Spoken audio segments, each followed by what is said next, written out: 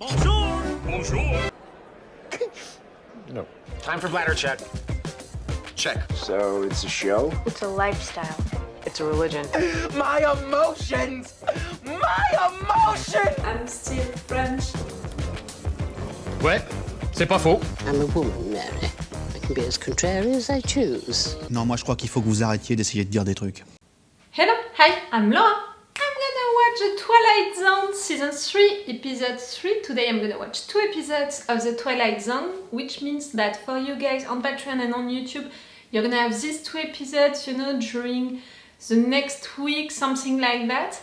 It's really something that I do on my channel. I think that you know it now, but just in case you're discovering my channel with this video, I'm gonna repeat it.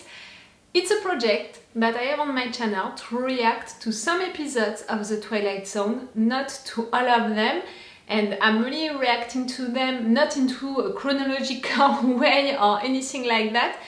I picked on IMDb the episodes which had the better rates, and I selected at least 50 of them, something like that. And you know, when I have the time, when I schedule, when I want to, also when I feel that I want to discover new episodes, I decide to react to 1 or 2 episodes at a time, something like that. So right there we're gonna discover 2 episodes of the season 3. I already reacted to some episodes of the season 3. I think that the best episodes, I mean episodes with the better rates, were a lot during the season 3. I'm gonna put some links right there if you want to see my reaction videos about some episodes of the Twilight Zone.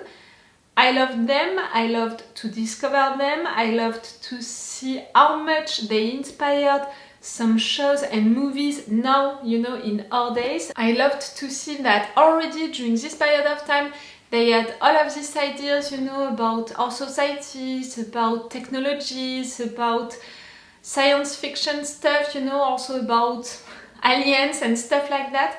It's so cool to understand that this show already created a lot of stuff during these days which are useful now to create stories and shows and movies in our days, and to understand also that some fears that people had during that period of time, we still have them and we are just exploring them more.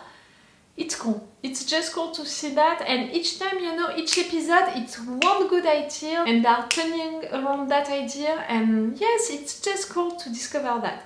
So right there, this episode 3, I just know that it's about a shelter.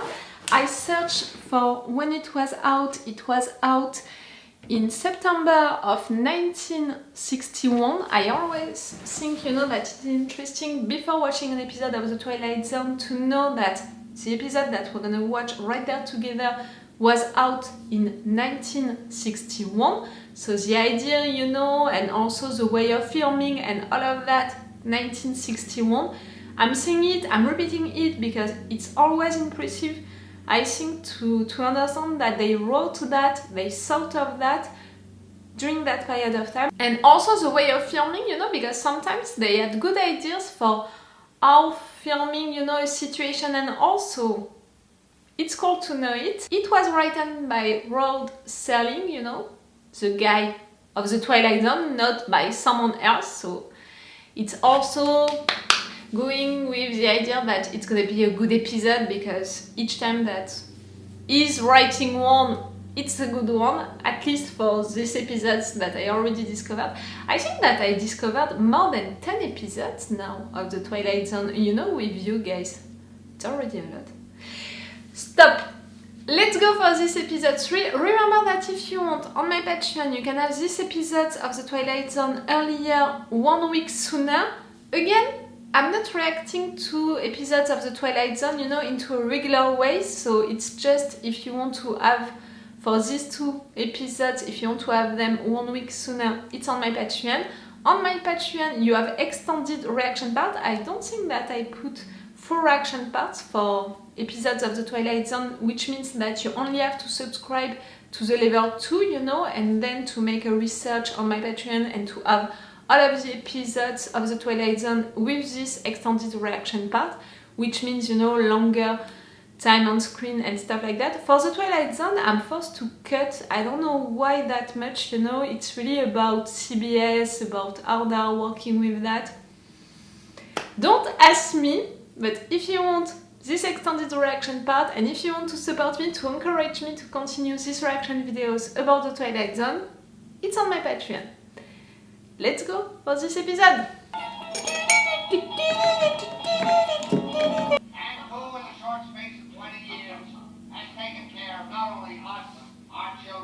What about the hammering at all hours of the night? That's another thing we order for. The good doctor's bombshell. They are your neighbors, your friends, and your patients. With all the concrete trucks and the nocturnal hammering and all the rest of it.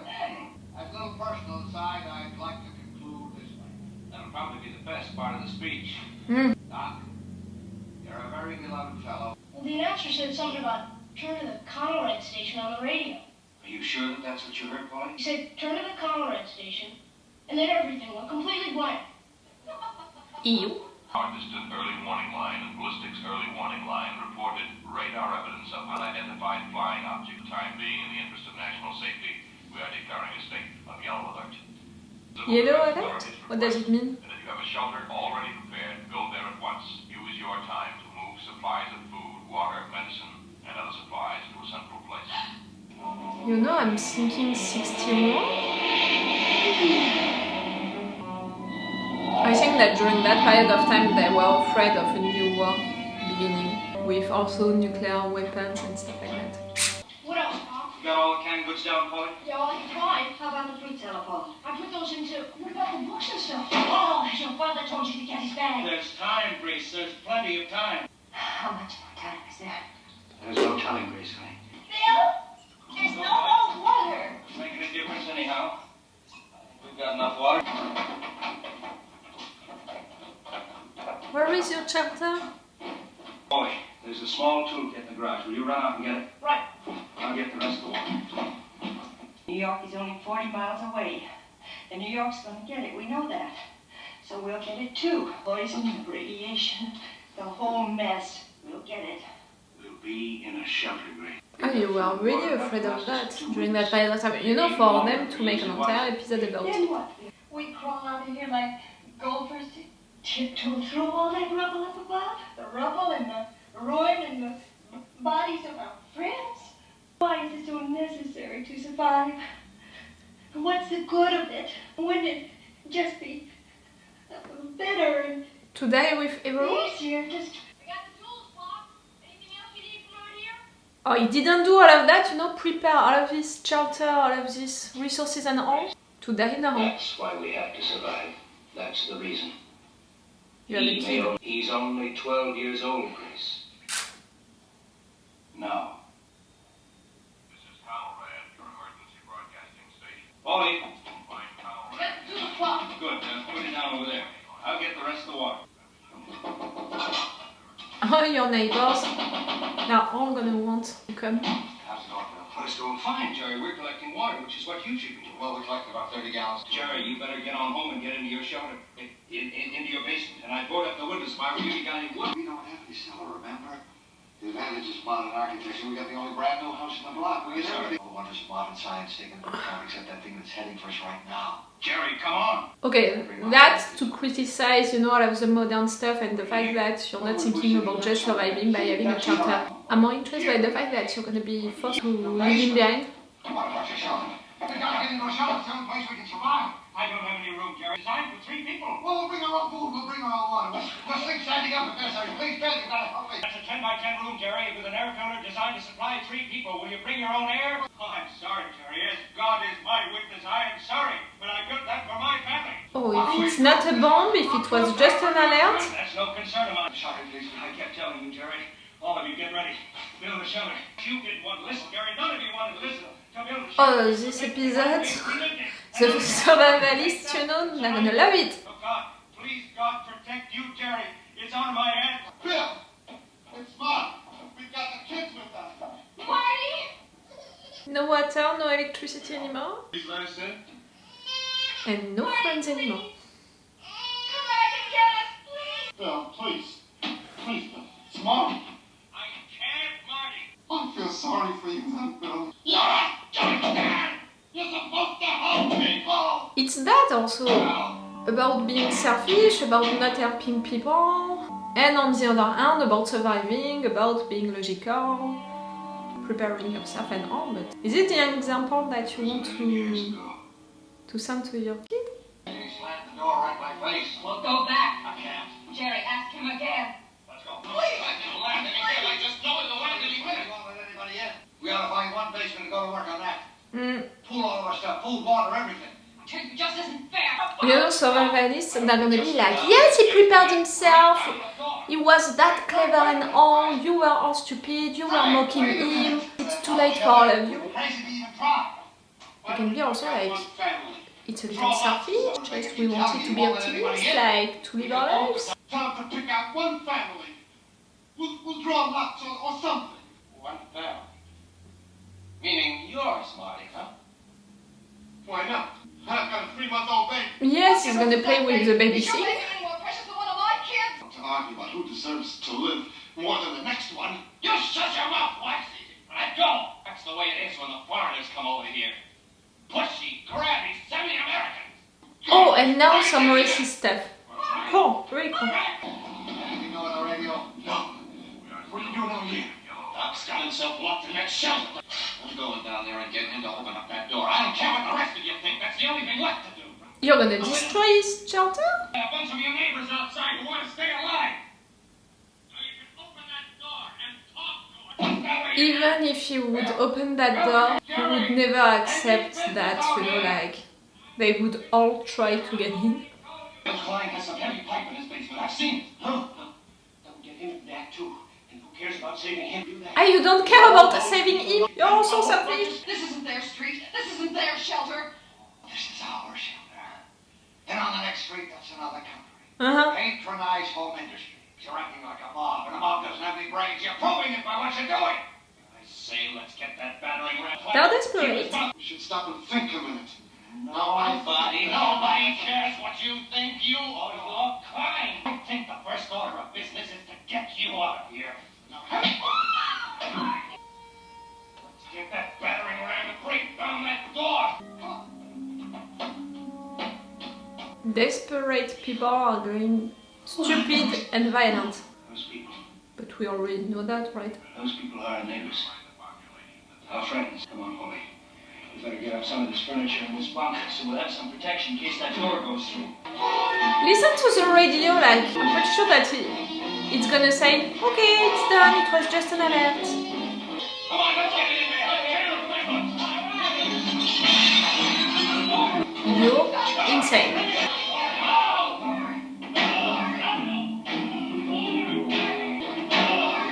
And after that, what? When the door is gonna be broken, you know, they're not gonna be able to use the shelter neither.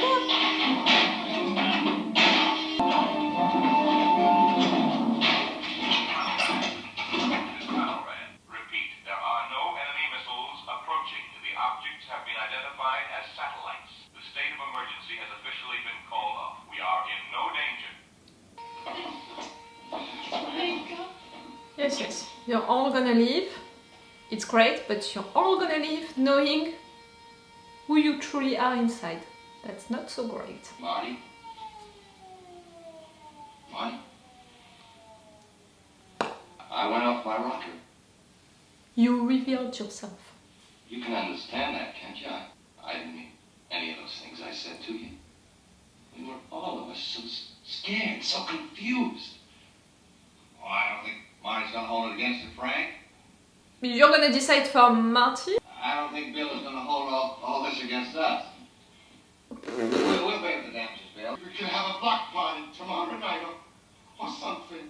A big celebration. Huh? Everything to get back to normal, huh?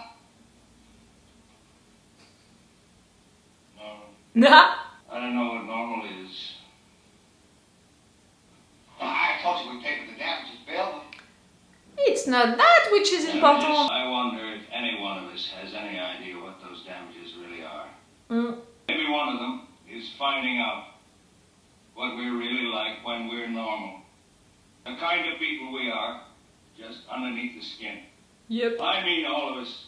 We were spared a bomb tonight. I wonder if we weren't destroyed, even without it. I think so. Or maybe in 1 week everything is gonna return normal, but you're all gonna know how hypocrites you are. No moral, no message, no prophetic tract. Just a simple statement of fact. For civilization to survive, the human race has to remain civilized. I loved it! I loved it so much, that one! I think that so far, with the guy who was reading a lot, I think that it's one of my favorite episodes of the Twilight Zone that I watched. Maybe a lot because, you know, not so long ago, we lived a certain period of time when we were all forced to stay in confinement because of a virus, you know, like something which was happening and everyone was scared of maybe having this disease, and we were forced to confinement and people went a little crazy, like they began to do crazy stuff like buying so many foods, like truly it was insane, and all without thinking about the other ones who maybe just needed 1 pack of noodles and you bought 10 packs of noodles, like truly. Maybe because of that period of time that we all lived together not so long ago, we can appreciate even more this episode. And the fact that yes, in a desperate time, when you're scared, when you're afraid, you're revealing truly how you are inside, how you are thinking, functioning, and what is truly important also for you and stuff like that.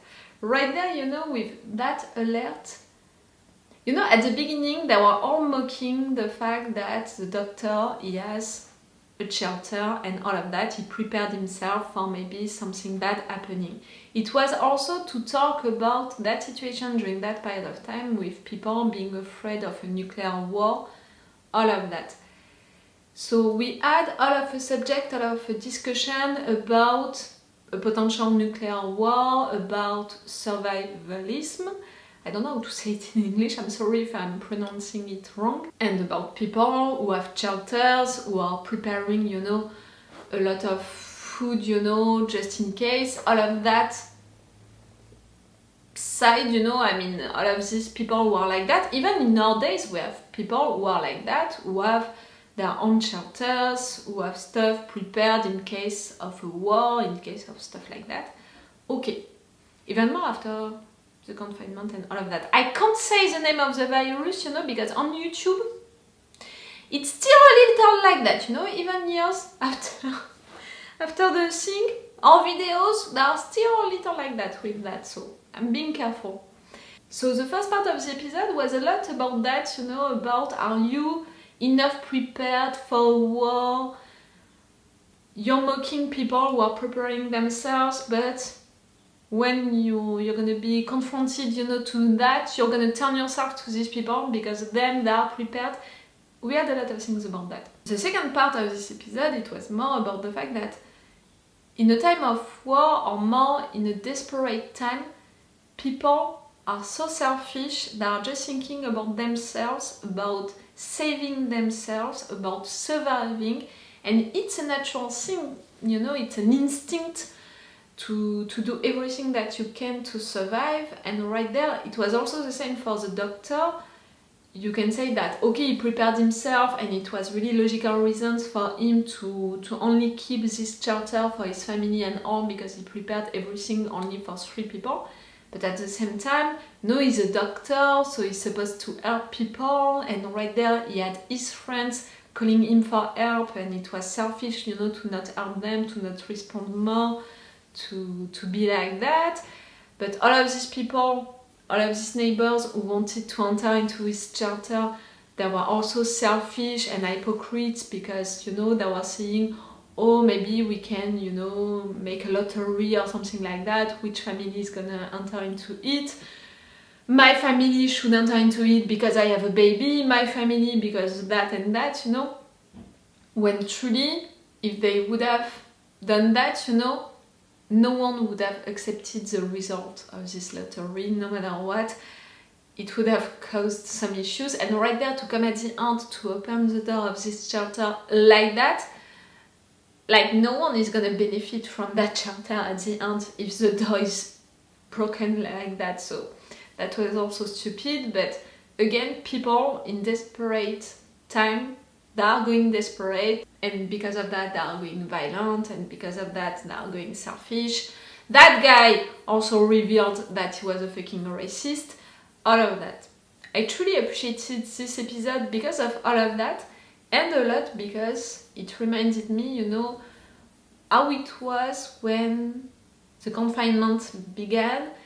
And I said something during that period of time in a video, you know, I made some videos about that, you know, about the confinement that you can't find anymore. I didn't delete them, but they are private now. I considered that they didn't have their place on my channel. I said something about the fact that how I was taking the confinement and how I was dealing with it was acceptable, like everyone reacting in another way, that was acceptable. Like it's really rough to blame, to judge someone who is afraid.